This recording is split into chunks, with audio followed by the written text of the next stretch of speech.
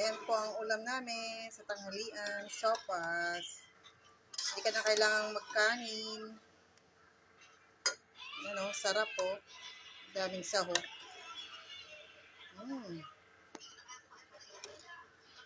Sarap. Kain tayo. Diyan na sa cellphone. Ay, sa ano na lang, sa cellphone na lang.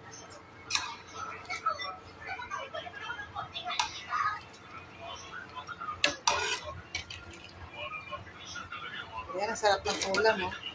May kanin na. May carbohydrates na. Kompleto na. Dami kong makainin. Ayan.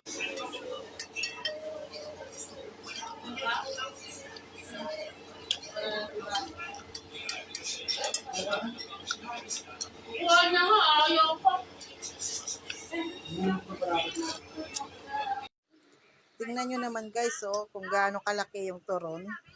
Ayan, oh. Alos isang ruler.